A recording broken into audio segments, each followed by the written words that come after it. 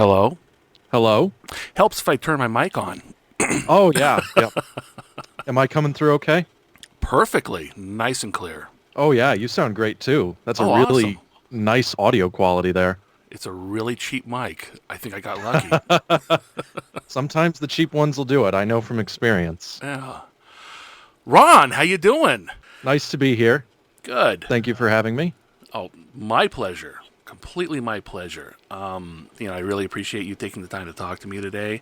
And one of the things I wanted to say was you're like a post-apocalyptic Renaissance man.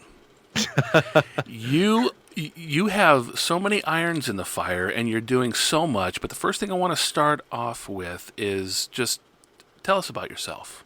Who are you? Where do you come from? Sure. So I originally grew up on basically Edwards Air Force Base. Went to high school there, was looking at joining a military academy, but decided instead to go to a little school back east because all the family was there.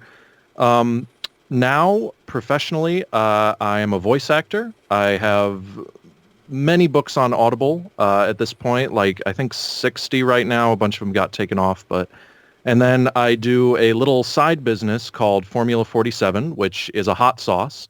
It is a award-winning wing sauce, and our little slogan is heat you can savor because we focus on flavor. And I actually sent you a bottle, and I hope you enjoy it. You did, and I love it. I put it on everything. I'm not kidding you. Everything. I'm actually really glad to hear that. But what I really like about yours is it's hot, but it's not so hot that you don't have the flavor of it. And you got a lot of flavor stuff going on in your hot sauce. And it's fantastic. I really, really like it. Yeah, that's a story in itself, which I won't get too far into, but basically what happened is that my dad had been working on a wing sauce recipe for like 20 years, and I saw the Buffalo Wings Fest deal that was going on up in Buffalo. It's the National Wing Fest, and I realized there was a sauce competition. So I just put it in, and first place, and then a restaurant deal, and then two, and then trade shows, and now it's a whole thing. So it's very exciting. It's moving onward, but that's just one thing. And then the last thing that I do is the Rad-Lands, and that is my post-apocalyptic blog, which actually started as a social media project. I was just asked to make a blog to prove that I understand how to use social media, and now here we are a year and some change later, and I'm talking to you, and it's very interesting. It's all the response has just been fantastic. I really can't express how glad I am to see people's responses and people sharing it as often as they do. Well, I got to tell you, I remember when you first came on the scene with the Rad-Lands, and I wasn't really sure what it was, and so I followed you on Twitter, I followed you on Facebook, and I'm going to ask you the questions that I kind of had that I was wondering about when I first followed you is tell us about the Rad-Lands, and specifically you have something called the Mutation Project, and there's a couple characters involved in the Rad-Lands, notably Mm-hmm. James Gray, the Last Bushman, and Joe Junkman. And I'd like you to kind of explain that. Tell us who they are and just what this whole deal is about. Sure. So around the time that Fallout 3 came out, I started getting interested in pen and paper RPGs, and I was like, there's no Fallout RPG. So I thought, well, maybe I can just make one. And so I started to do that, and it was based on a D100 system. It was very awkward. My co-creator, Ben, and I only played it once, and I sort of put it aside after that. And then, but I was always sort of updating it with new ideas and thinking, well, maybe it's a sci-fi setting, maybe it's something else entirely. And eventually, Ben, who I mentioned before, he came to me one summer and he said, we should do a show based on this mutation thing that you came up with. And so I said, what should it be about? He says, what if it's like a survival guide, like in Fallout 3? We had both played Fallout 3 quite a bit. I think everybody who's interested in post-apocalyptic stuff had at some point. And we came up with these two characters, the shyster, Joe Junkman, who is always getting into trouble at personal gain. And there are some things, we recorded a whole series, the show that I'm describing. We recorded a whole series, and really only a small little bumper has gotten actually on the internet. But there was one part where, like, Joe Junkman sees a natural inclination to boxing in this one guy in some village. And so he decides to gorilla glue the boxing gloves to this guy's hand so that he can be training 24/7. And, the boxer tracks him down, and it's a whole thing out there in the wasteland. James Gray, on the other hand, was my character. And, I had the idea of, so we have this shyster, and then we just have this complete lunatic who knows the wasteland inside and out, but it's sort of ruined him over the years. And he can't really talk very well. I guess he would be like, originally the idea was that he'd be like, I think Nobark is his name, from New Vegas, the guy who just, he speaks in gibberish, but it sort of makes sense. And eventually that became this sort of Australian guy, expert in desert survival. And then when I started the blog, I thought it would be fun to, to give him his own sort of life. So Junkman would have his weekly journals where something interesting happens in 300 words, and Gray would have almost daily updates where he tells stories. And I remember one of the first ones was like he went to Vegas, and then he went to post-apocalyptic LA. And since then, it's been sort of spiraling out of control in different ways. I know that they're not always good, but I at least hope that they are always interesting.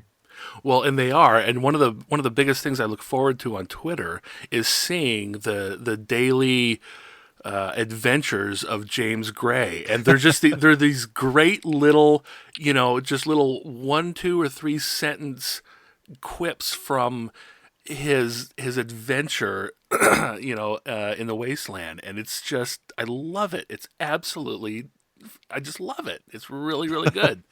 It's really cool.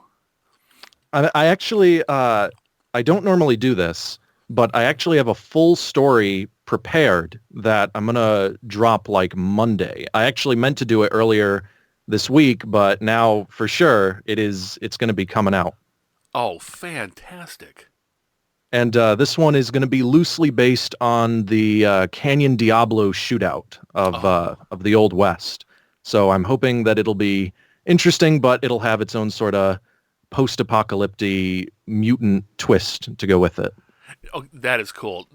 Now, is that going to be something you're just doing on like Twitter or Facebook, or is that going to be on your blog as well? So the story is going to be a like 25-part James Gray story, just on the Last Bushman Twitter. Oh, okay, I got you. Well, I'm going to be sure to share the hell out of that then. And it is going to be, unlike most of them, it is going to be a bit more organized than the others. Like, I know where this is going beginning to end, so. Oh, cool. How long do you think that's going to last? I mean, what are you going to be doing it for, through a month or a couple months, a couple weeks? I was looking at either 1 or 2 posts a day for 25 entries. Oh, okay. All right. Well, cool. Awesome. When you started this, what did you kind of look forward to? Okay, this is what I want this to do. This is where I want to be in 2 years, 3 years. Do you see yourself continuing to do this 5 years from now, or is it going to end? Is it just going to be kind of this really cool continual thing for ever, or what? Mm-hmm. So that's actually something that I've thought about a lot, because I've always thought, what if I just run out of topics? But now, I have the Wasteland Weekend Survival Guide that I'm going to keep updating bit by bit every other week. I have thinking nonfiction stuff if I run out of, Roger Corman movies to talk about. But really, you know, I had no idea where it was going to go. Like I said, this was a project just to see, can you do social media? And now here we are with, almost 600 Twitter followers and people who evidently want more and people sharing the stuff. And it is a sort of difficult place because, I think I said this once before. I feel that sometimes some of the content is significantly better than others. And I think a lot of that better content is sort of in the beginning. So I guess what it is I would like to keep doing it for as long as I still have an interest in it. And hopefully if, Mutation gets off the ground, then there'll be some more content, some more traffic. And otherwise, I just don't want to become like top 10 lists and, clickbait articles. That's really not the style of the Rad-Lands. My goal is to provide interesting, informative, or analytical content. And if I can't do that, then it's just nothing at all. I'd rather post nothing than trash. Oh, I totally understand. Yeah, it's the whole social media thing is so fleeting. And so many times I find myself really getting into something and then it ends and I get sad. So I try my best to try to keep those things alive. You know what I Mm-hmm. mean? And so I'm going to sit here and tell you that I want to hear stories from the Rad-Lands, from James Gray and Joe Junkman forever. I know that's probably not going to happen, but I really hope you keep plugging along with this, and because it's Mm-hmm. really entertaining, it's really cool, and I love it, and I know there's other people that really love it too. So, now you had mentioned Wasteland Weekend, and I saw that you went to Wasteland Weekend in 2017. Please tell me about that. Yeah, and I was actually, to be honest, I was very surprised when, first of all, we appeared in one of the top posts on their Instagram page, Ben and I, and then also that you picked us out of a crowd, just like from our backsides, and I thought that was very interesting. Um, Yeah, well, it's the hat, Mm-hmm. but oh my goodness, I would 100% recommend it for anyone who has a interest in post-apocalyptia or uh, costume design, cosplaying. It is not a LARP. It is not live action role playing, but it is an immersive event. Everyone there is always dressed up, except like really early in the morning. And so, I mean, I'm going to be posting in the coming weeks pictures and videos and all this stuff. But, you collect people's bottle caps. There's so much fun stuff. There's the Wasteland Carnival guys, where like they have a human claw machine where you use this complex system of pulleys and stuff to lower someone down, and she scoops it up, and then you just hope that her arms don't move. At the carnival, you can shoot a teddy bear out of a air cannon, and it's just fantastic. There's the Thunderdome where people get heated. There's the fighting cages where people actually like beat the crap out of each other. There's Humongous on stage 2 nights, and that he hands out so much free stuff. He hands out bottle caps, and you might appreciate this. I actually have one. He throws these spears that are just like the tridents in the movie, but Mm-hmm. they're made out of cardboard and they have his sticker on them, Oh, the cool. DJ Humongous sticker. Cool. And those are neat. He hands out T-shirts, and then he had a DJ battle with a Morton Joe. And I guess what I'm trying to say about Wasteland Weekend is one of the reasons you have to see it for yourself is because there is literally, without any hyperbole, too much content for you to see in a Mm-hmm. single visit there. Mm-hmm. Because you have this tribe system where anyone who shows up with some number of people or just anyone in general can create a campsite with tasks and quests to accomplish. So you have this whole area of the wasteland city that is like just Fallout themed. Mm-hmm. And each of the Fallout tribes, there's like Caesar's Legion, there's Vault Dwellers. They have quests for you to complete in exchange for bottle caps. And there's just not enough time to do it all and see all the shows.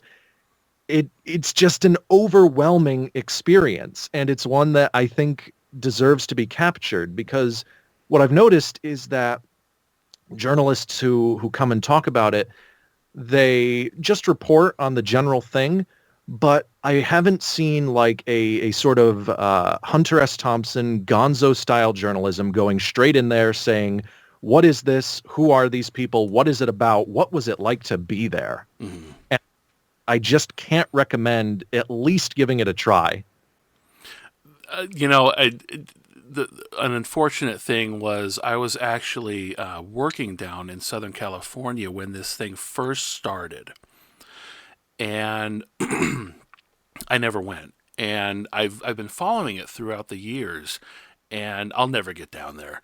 But it's one of the things I really like is that I'm able to almost live vicariously, through others. And so when I saw that you were going, I was like, oh yes, I know that Ron's gonna just create this awesome. He's gonna write about it. He's gonna have tons of pictures, and he's gonna do all these really cool things to give us an insight to Wasteland Weekend that we wouldn't get from just some reporter from San Diego news station or whatever. And so it's really cool to actually have someone who is so involved with the post-apocalyptic genre, go there and experience it, and and then let us know, let us all know about it. And I'm glad to Mhm. hear that. Well, you said you definitely have to go more than once, and so good luck to be able to. I hope you have plans to go there next year and continue for however long you want. But Yeah, actually. awesome, that's really cool. That's really cool. Um, okay, so is there anything else that you wanted to talk about as far as your Rad-Lands project and all of that? Any kind of post-apocalyptic stuff that you're doing?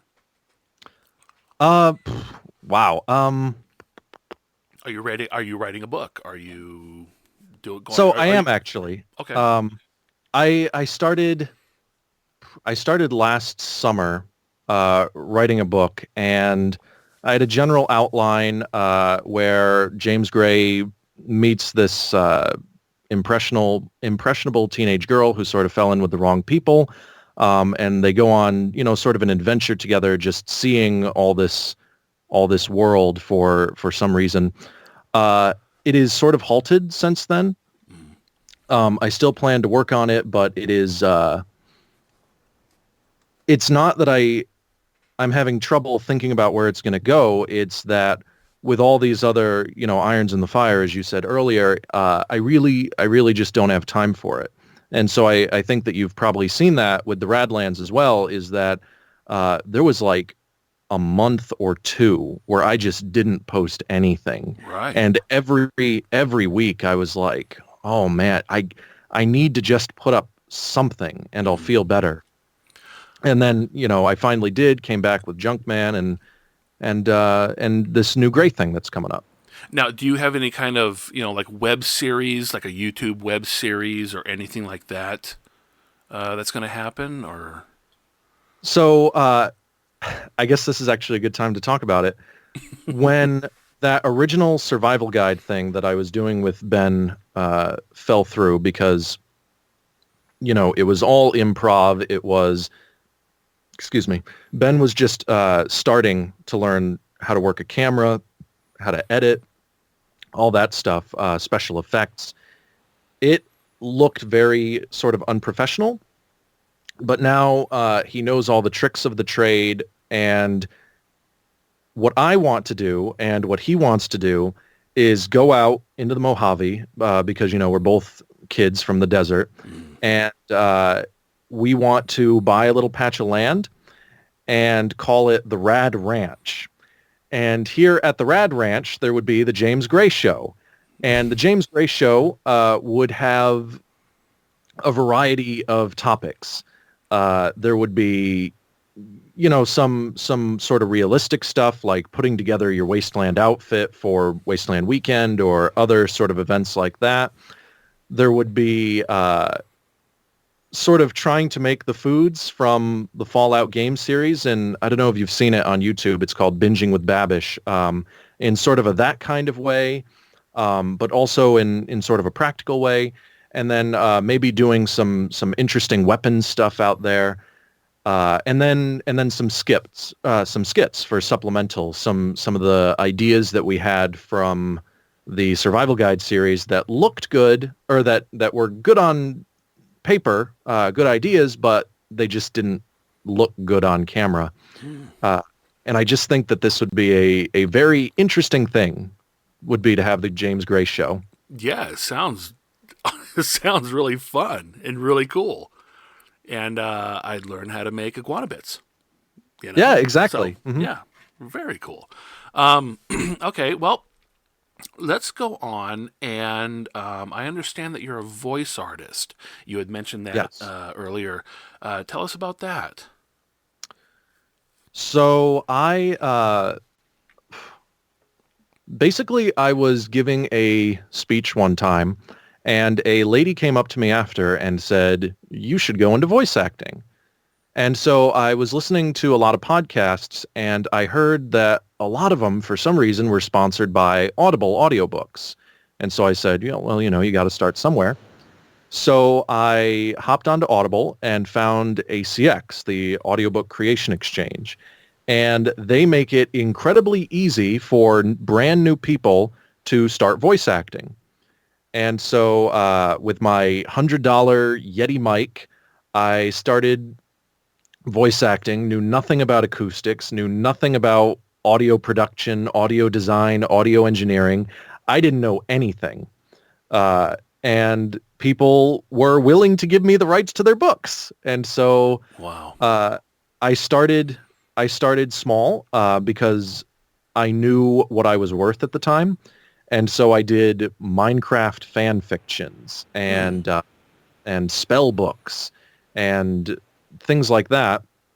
And slowly, as I started to learn the ropes, I started getting full-size novels and things that I was more interested in and things that I think were of good quality.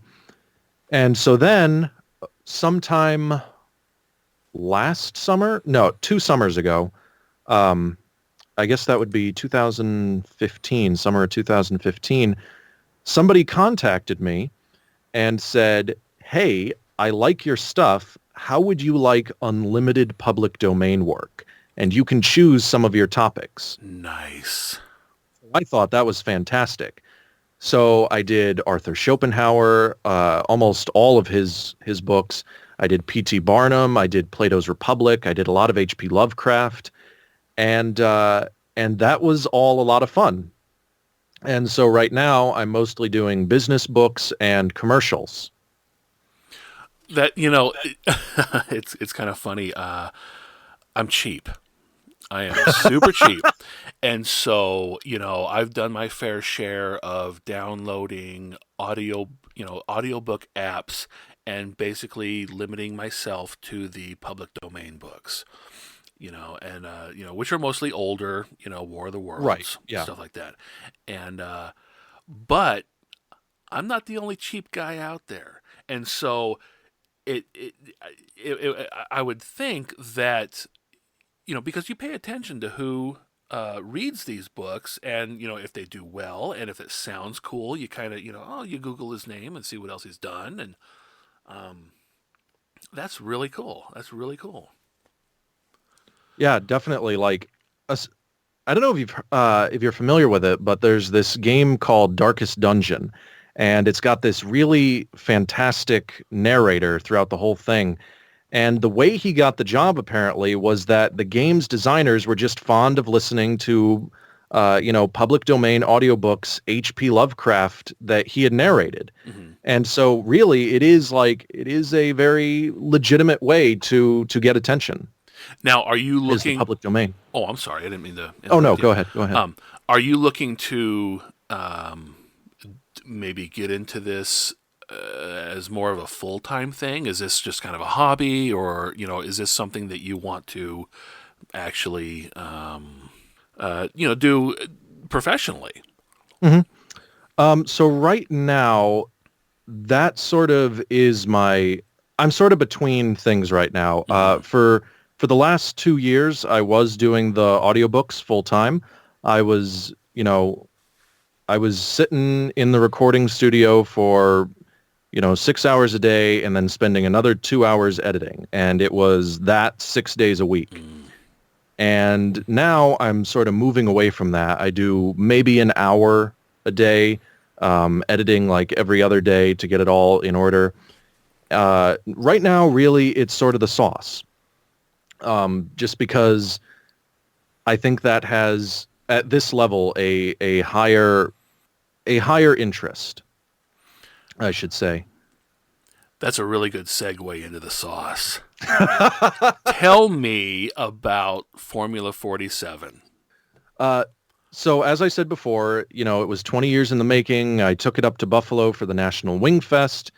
And then Wingfest was in September. So from September until I'd say about early May of 2017, nothing happened. Mm-hmm. And then I met this girl who is a sort of business person, and she said, if you believe in this product, then let's do it together. And so we did. I was living above a restaurant at that point on sort of like, a Main Street America sort of town. And we talked to the owner of the restaurant. She let us have it. She gave us the number of the guy who runs the bar next door to this restaurant. We started bottling. I went to Reno with the sauce, the Reno Wing Fest, which is very interesting. For a number of reasons. On the first day we were in Reno, as we were setting up, we had one of those magnetic hot plates. Do you know what I mean? No. So these magnetic hot plates, I always forget what their actual name is, but they're magnetic hot plates, and they only heat up for metal. So you can, even when the pan is hot, you can put your hand on the hot plate and it won't burn you. Sounds like magic, but go ahead. Well, anyway, so there was a guy there in Reno who came up to us and said, "Hey, I've seen that hot plate on the internet. I need one. What will you sell it to me for?" and we're like, "Whoa, buddy, we need this, to make sauce. We have over 10,000 hungry customers coming tomorrow." So he walked away for a bit, came back. He got on his knees and literally prayed to our hot plate. And at this point, we're like, "Security, we need some help over here." Oh man. But yeah, and the interesting thing about going to Reno was that I had just gotten from Italy 48 hours before driving up to Reno. Oh man. So I flew from essentially Rome to Buffalo, Buffalo to Vegas, and then drove Vegas somewhere out in the desert, then there all the way up to Reno. And then working 12-hour days in Reno, it was a disaster. Oh. Actually, so So that reminds me, there's a guy there. Have you ever heard of Wingredient? I haven't. No. Oh, okay. He's making a lot of moves up in your area, and I was thinking that you might have heard of him. Oh, really? No, I don't get out much. Ah, that's all right. Yeah, I stick to the bunker, and I don't do real well with people in real life. Mm. But well, like I said before, I had gotten a hold of your sauce, and it's just I can't recommend it enough. One question I did have about it was, does it should it be refrigerated after opening and kept refrigerated? I would say that after opening, yes, it should be Okay, refrigerated. okay. Well, it has been so. Oh, All good, right, good. outstanding. I'm not kidding you. I put it on everything. Drink it out of the bottle if I could, but I don't want to waste it. So, well, cool. And okay, I said before, you've got a lot of irons in the fire, and I'm wondering, how do you find the time to do all of this stuff? And I noticed, you kind of, you didn't post much from the Rad-Lands for a while, and Hmm. so I kind of figured that you're kind of having to take care of some things from the sauce, and then then you can focus on Rad-Lands, and then maybe you're doing your audiobook stuff. But I mean, you're doing a ton of stuff, and I'm just curious how you juggle all that. Uh, so, ooh, boy. So, like I said before, there was a point where I was working, basically 8 to 8, 6 days a week, and so that sort of trained me to get into this mindset of doing all these things at the same time. Really, what it is that I actually have it set up now so that like Monday, Tuesday, Thursday, Friday are recording. Wednesday is sauce days, and then the weekend, one day is just for Radlands writing, and another day is the day off. And it is a difficult balance because then you mix in shows in there, Hmm. shows where you take the sauce and you vend to people, have them sample and all that stuff. And then you have meetings with restaurant owners and meetings with grocery store owners. And sometimes some things do have to be cut back. And I suppose it's not that the Radlands is less important to me, but it is the one that if I stop doing it, I won't I won't have to worry about going hungry. Whereas if I stop the audio or if I stop sauce, there's always sort of that question of, is it going to be okay?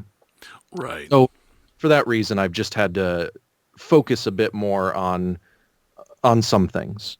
Well, and that's understandable. I mean, you gotta pay the bills, So, Yeah, um, especially this time of year when your gas is through the roof. oh yeah, is it bad over there on the East Coast? Yeah, it's been sort of on and off. It melts and then it all comes back and Well, Ron, I really appreciate you because and the thing is I know you're so busy, but I really appreciate you talking to me. This is just really really cool for me to finally be able to talk to the guy behind this amazing post-apocalyptic website. Just doing these really cool post-apocalyptic things, and you're actually creating content. You're not, oh, I don't know how to say it. It's kind of like what I do. I don't create stuff. curating. I curate. And so it's really really cool to be able to talk to someone who's actually creating this stuff, and I just really really appreciate it. Would you go ahead and tell us where we can find you? Sure. So, you can find me at theradlands.com, or on Twitter at the underscore radlands, one word, or also on Twitter at the last bushman. which is also one word. Or Facebook, you can also search the Rad-Lands. It'll fall under a blog or something like that. All right, and what I'll be doing is I'll be creating a blog post for this, and I will also be providing all those links to your websites as well. And Awesome.